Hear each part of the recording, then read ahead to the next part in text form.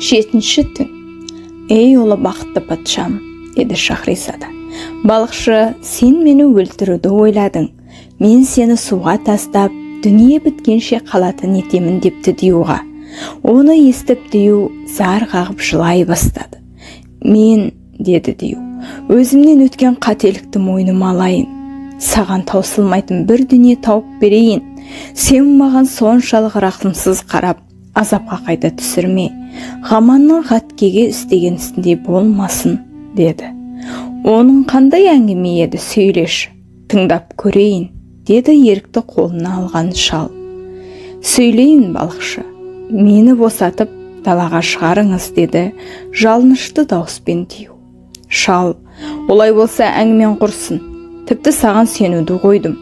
Әңгімеңді айтсаң көзеннің ішінде отырып айт, болмаса суға тастап, жағалап жүріп жар саламын деп суға сүйрей жөнелді. Дию жер-көктің құдайының атын түгел айтып, ан-су ішіп, суға тастай көрме деп жалыныпты. Балықшы ойланып қалды. Өлсем бір кәрі шалмын, өлмегенде осы дүниенің мен қимайтындай қайғызғана кенеліп отырмын. Тіпті өлесіме тиген 4 балығын да құдай көпсініп бүгін быж-тыжын шығарды. Егер уәдесін орындаса, аз да болса дүние тауып беруге қуаты келетін алпамсадай неме екені рас. Енді не де болса босатайын. Уәдесін жұтса, онысын тағы көрейін деп құмырадан қайта жиекке шығарды.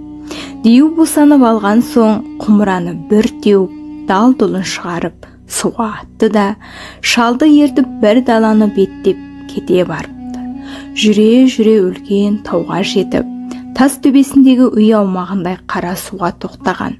Мөлдіреген тынық суда ойнап жүрген 4 балықты көріпті шал. Балықтың бірі ақ, бірі көк, бірі сары, бірі қызыл түсті екен. Осыған торыңды сал, депті Дию. Шал торын суға тастасымен 4 балық түсе қалған екен. Дию, енді осы балықты апарып патшаға тарт. Патша бұл сияқты әдемі балықты апарғаның үшін саған көп алтын береді. Бұл таусылмайды. Әр күні келсең де осы судан табыла береді. Қашан құпия сірі ашылғанша саған таусылмайтын қазына. Ашылған күнде де саған қайырлы болады. Мен саған алтынды қаптап әкеліп те берер едім. Бірақ еңбексіз дүниенің рахаты болмайды. Еңбекпен еңбен дүние бойыңа сіңеді. Сондықтан кәсібіңе сәйкес осы олжаны лайық көрдім. Ал менен өткен қателік болса кешір. Мынау істеген қызметіме риза бол шалым. Мен Сүлейменнің қаһарына ұшырап, ұзақ жылдар су астында болдым. Енді еркін дүниені сайрандап, аралап жүріп көрейін деп Дию жерді бір теуіп жарды да астына түсіп жоқ болыпты. Шал балықты ұстап әкеліп патшаға тарту етіп тартқан. Түрлі түсті балыққа таңырқаған патша шалды құрметтеп 400 алтын сыйлапты. Өмірінде болады деп ойламаған көп дүниеге шал кенелді де қалды. Патша бұл балықтарда айрықша қасиет бар деп ұғынады. Оларды пісіріп жеу үшін осыдан 3 күн бұрын бұл патшаға Ром патшасы бір қыз әкеліп сыйлаған еді. Оған патша ас пісіретін қызметті тапсырған. Соған балықты пісіруге тапсырады. Қыз балықты тазалатып, қазанға салып қайнатып жатқанда, асхананың қабырғасы жарылып, бір қыз асханаға кіреді. Оның сұлулығын сипаттаған ақын, әппақ, айдай бір сұлу, тартып алған көзіңді, қанға кіріп бір жылу мас қылғандай өзіңді. Сұлпы шашы бір тұзақ, байлап алған көңілді, сол байлаулан босанбай өткізгендей өмірді. Иран бақтың гүліндей екпін қозғап шалқыған, бой балқытқан хош иіс жанап өтсе аңқыған. Иығыма қылып малалу ең сүйгені түріктің, ол көңілдің иығмасы алдырасың жолықтың. Қыздың қолында солқылдаған еменнің көк шыбығы бар еді. Сонымен қайнап жатқан қазанды салып қалып, ей балықтар, баяғы айтылған уәдеде бармысың, деді. Бұл сияқты ойға келмейтін оқиғаны көрген ас пісірген қыз есінен танып құлады. Келген қыз өлеңін болған кезде қазандағы балықтың бірі айтқан серт берген уәдеде тайғанның жанға септігі бар ма, уәдедеміз деп барлығы қосылып, сізден болса ол тілек, бердік сізге біз жүрек. Күн боп қойнын ашса да, өзге кісі не керек деп қыздың жанына барды. Қыз балықтарды ертіп келген жерінен шығып, жоқ болды.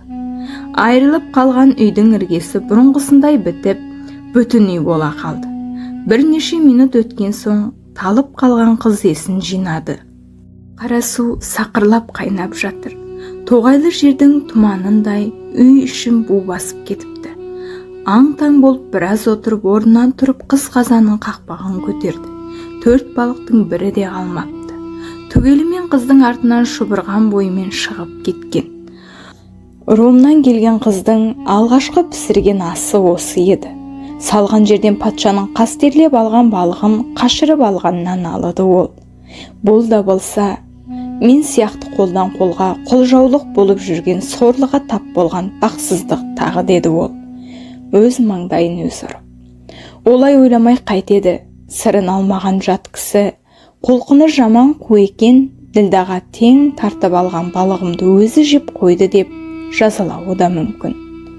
Алғашқы жаудан беті қайтқан кісінің ісі көпке шейін оңбайды дегенді көңіліне мықтап тоғыды қыз бейшара. Ел селі шығып еңіреп отырған қыздың үстіне патшаның бір уәзірі кіріп, балық пісті ме деді. Баяулаған жас бұлақтың көзін ашқандай ыршып шығып, қалтыраған дауыспен көрген түстей уақиғасын сөйледі ас пісіруші қыз. Бұл сөзге таң болды уәзір. Жеп қойды ма деп ойлауына қыздың еңіреп тұрған кейпі келтірмеді. Қалайда кездейсоқ бір уақиғаның болуы анық сияқты. Уәзір балықшыны шақырып алып, манағы әкелген балығыңдай 4 балықты қазір ұстап әкел деп бұйрық берді. Шалға балық әкелу оңай болып қалған. Қара суына барды да байлап қойған балығындай 4 балықты алды да келді. Уәзір қараса, түк өзгерісі жоқ бұрынғы балықтың өзі. Уәзір шалдан алып қызға тағы берді. Қыз қайнап тұрған қазанға тағы салды. Уәзір кереметті көргелі қазанның қасында өзі де отырды. Көп уақыт өтпеді, асхананың қабырғасы жарылды да бұрынғы балық ертіп кеткен қыз тағы кірді. Қайнап жатқан балыққа айтқан серт берген уәде бармысың деді. Біздер еш уақытта уәдені естен шығаратын жан емеспіз деп алғашқыда айтқан бәйтін соғып қоя берді. Әңгіме осыған келді де патша тыңдаудан жалықты. Шахризада ұйқыға кірді. 8-ші түн. Ей ұлы бақытты патшам. Балық бәйетін аяқтады да қазаннан қарғып шығып қызға ерді де кете барды. Жарылып тұрған асхананың қабырғалары олар шыққан соң бұрынғысындай біте қалды. Бұл уақиғаны уәзір көзімен көрген соң патшадан жасыра алмады. Асханадан шықты да патшаның алдына кіріп, болған істі баяндады. Патша көп таңырқап отырғаннан кейін өз көзімен көретін екен деп ойлады ішінен. Балықшыны шақырып алып, 4 балықты қайта ұстап әкел деп бұйырды. Шал өкпесін қолына алып, ұшып барып қара судың 4 балығын ұстап алды да патшаға келіп, міне тақсыр деп қолына тапсырды. Шалдың бұл қызметіне патша да риза болды. Риза болғаны соншалық 400 ділданы санатып, балықты берген оң қолына ұстата берді. Патша уәзірге қарап, қазанды алдыма әкеліңдер де балықты қуырт, кереметін көзіммен көрейін деді. Уәзір патшаның бұйрығын орындап, қазанды келтірді де қайнаған майға балықты тастады. Майға түскен балықтың беті қызарып пісе бергенде, үйдің бір қабырғасы шытынап жарыла бастады. Айырылып ашылды да, қолында кетпенің сабындай келтегі бар. Қазанның түп киесіндей қарақұл кіріп келіп, берген уәдеде бармысыңдар деді. Қайнаған майда шіріп жатқан балықтарға. Әр қашан біз уәдедеміз десіп, қызға айтатындай өлеңді бұған да айтты. Бірақ мағынасы басқа болды. Серт бұзарлық шама ғане, пенделеріміз ерік кеткен. Бірде отқа, бірде суға бейнеміз бар күйіп піскен. Құл қолындағы таяғымен қазанды төңкеріп тастап, балықтарды ертіп кете берді. Жарылған үйдің қабырғасы қайта бітіп, қалпына келді. Патша көзімен көрген соң терең ойға түсті. бұл балықтарда да, бұлардың жүрген суында да бір сыр болуы керек деді ол. Оны түбіне жетіп ашпасам, менің патша деген атым қайсы? Соны тексеруім керек деді ішінен. Балықшыны шақырып алып, сен бұл балықтарды қайдан ұстап жүрсің деді. Бұларды ма? Тақсыр. Мұна тұрған тау бар ғой? Тақсыр. Таудың ар жағында? Тақсыр. Үй жайындай қара су бар? Тақсыр. Содан ұстап жүрмін тақсыр, деп сасқалақтады шалбай құс. Оның бұдан неше күндік жол деді патша. Алыс емес тақсыр. Жай жүріп жарты сағатта баруға болады тақсыр, деді шал. Япырау, мен көрмеген қандай қара су, ондай су жоқ еді ғой бұл тауда, деп таңырқанды патша. Барлық жігіт желеңін ертіп алып, бірнеше мерген, құс салатын құсбегі аңшыларын, ит жүгірткен аңшыларын ертіп, аң аулай барып, суды көрмек болды. Патшаның алдына түсіп, жаяу дедек қағып келе жатқан шал, осынша машақатқа салып кеткен деуға лағынет айтып, мына бәйтті айтты. Жақсылықты жаттан күтіп қалғаның, сау басыңа сақинаны салғаның, мұның арты бір бәлеге соқтықса өлгенімше арқалаған арманым. Патша шұбырған қосынымен таудың басына шықты. Төрт жағы көкке тіреу болғандай асқардың ортасында жатқан бір жазық екен. Патша соны көрген соң уәзірді жайлап қана жанына шақырып алып, бұл сияқты жерде, бұл бейнелі тауда, бұл орында болмайтын. Өмір бойы көрмеген көрініс тек сиқырдың ісі болуға тиіс. Оның қауіпті уақиғасы тап келсе, басқалар шалдықпасы үшін енді мұндағы сырды жеке өзім жүріп тексергім келіп тұр.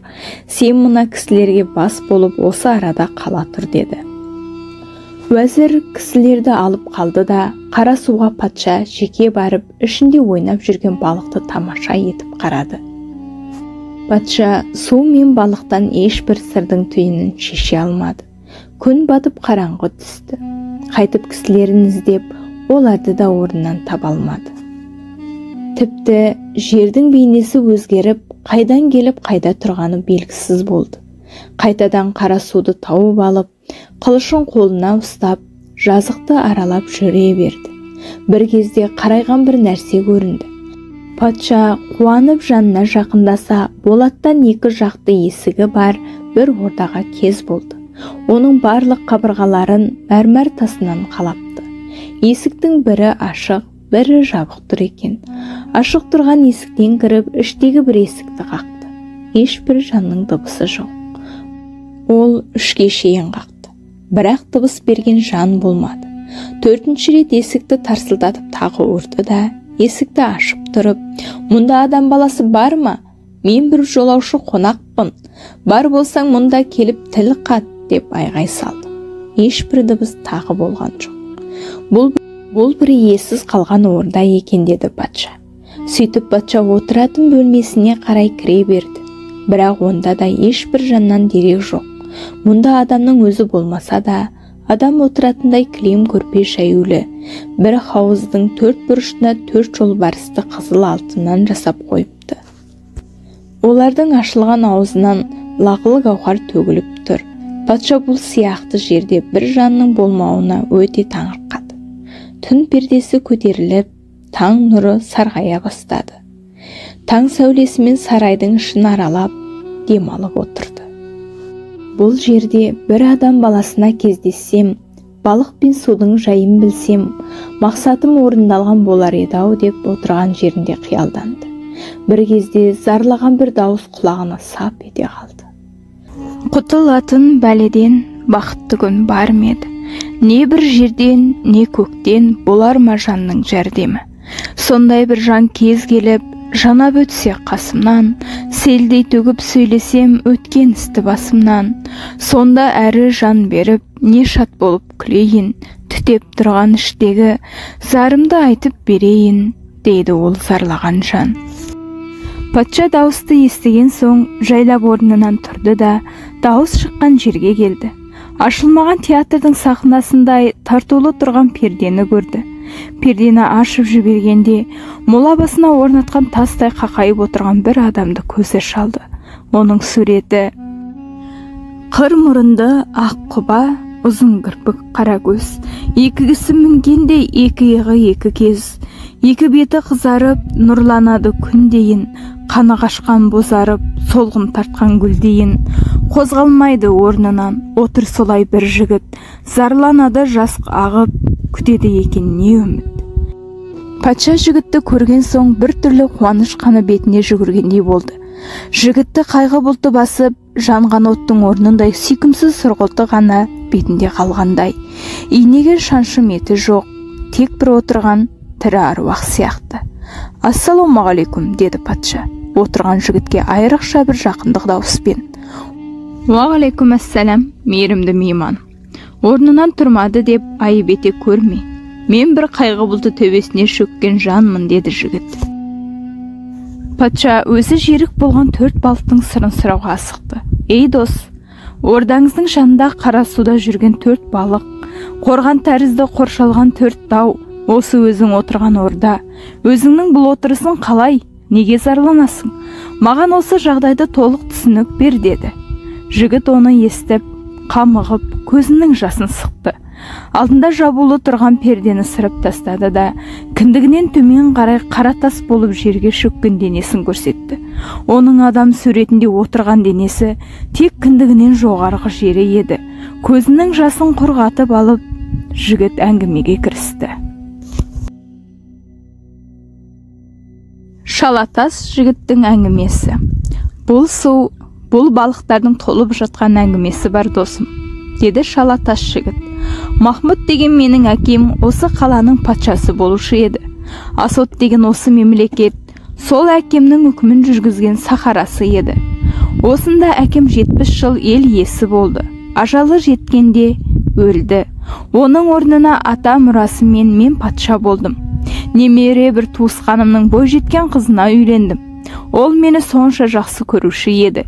Егер мен болмасам, жеке дастархан жайып, ас ішкен емес, көзі ілініп төсекке жатқан емес. Осындай сүйенішті өмір сүріп 5 жыл өткіздік.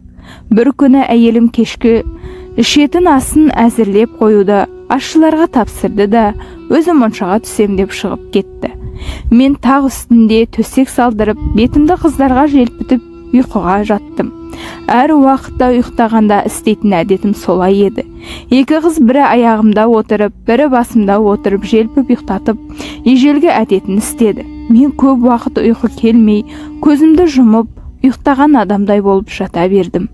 Екі қыз мені ұйықтап қалды деп ойлады. Екеуі әңгімеге кірісті. Бірі, жігіттің сұлтаны біздің қожайындай ақ болар. Осы сияқты жігіт аяғының желі бар әйелге душар болыпты. Қанша арманы жоқ кісі болса да, бір жағынан болмашы бір кемшілік артылып жатады екен, деді. Екінші біреуі, рас айтасың, бұл қатын мына жігітке лайық емес ақ. Түн болса әлдекімнің қатыны болып, ел кезумен шығады. Көрмейсің бе қаңғырып кеткенін, деді. Сөз бастаған қыз, неге бұл кісі тексермейді екен? Бұл қайдан білсін, деді екінші қыз. Кеш болса арақ ішетін бұлардың әдеті. Ол қатын бұған арақ құйғанда ішіне дәрі қосып береді. Дәрі есін алып, шала жансар өлік боп қалады. Әбден ісін бітіріп келген соң ес жиятын дәрі береді. Оның қайда барып, қайдан келгенін білмейді ғой бұл байқұс, деді әлгі қыз. Менің қыздардың ол сөзіне сене алмадым. Қатын мұншадан қайтты, дастархан жайылып ас мәзір болды. Бір кесе арақты өзі ішті де, екінші кесені маған ұсынды әйелім. Мен қалайда ол арақты ішпеуге тырысып, себебін тауып жерге төктім. Ас артынан төсек салынып, ұйқыға кірдік. Қатын ұйқыға бір кірсем қайтып тұрмастаймын деп ойлады. Мен де ұйықтаған кісі тәрізденіп жаттым. Бір мезгілде қатын басын көтеріп тұрды да, үлдемен бүлдегі оранып киінді. Бет аузын бояп, әтірмай құйынды да үйден шықты. Мен де киініп сездірмей артына түстім. Қатын шыққан бетімен жүріп отырып, қала шетіндегі сарайға келді. Оның ішінде бір үй бар екен. Соған келіп кірді. Мен үйдің төбесіне шықтым да, бір тесік тауып төменге қарадым. Үй ішінде қазанның түп күйесінде қара құл тұрады екен. Соған келді де қатын қол қусырып амандасты. Қол ашу кернеген пішімен оның сөзін елемеді. Жалынған пішінмен жерге қарап үңілді де қалды қатыным.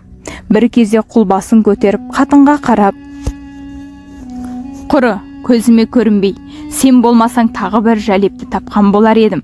Осында тұрған құлдардың бәрінің де жүрген әйелдері келіп сайрандап кетті. «Сен итті күте-күте екі көзім төрт болып мен қалдым. Енді саған бұл жерден орын жоқ», деп зекіп, маңына жолатарлық болмады. Оған қатын жалынышты дауыспен: «Ей менің сүйініштім, сенсіз маған жарық дүние арам, сенсіз менде тірлік жоқ. Сен білсең, өзгелердей дархан жүре алмаймын, менің байым бар. Ол көзін жұмып қырдың, ұйықтатып келу бір ақырет. Сенен кетіп қайда барам? Егер сен бір есіктен қуаласаң, екінші есіктен кірем. Егер сенің ризашылығың болса, бұл қаланы тас-талқан қылып, алаңсыз екеуміз қалған болар едік. Бірақ сенің көңіліңе қарап, қор болып жүрмін. Маған рахмет, кешір күнәмді», деп жалынды қатын. Мұншалық жылап тұрғанына құлдың жүйесі босап: «Отырсаң отыршы», деп жанынан жай көрсетіп рұқсат берді. Қатын жайраңдап қуанған пішінмен аяғын бүкті. «Сүйіктім, тамақтан еш нәрсең бар ма?»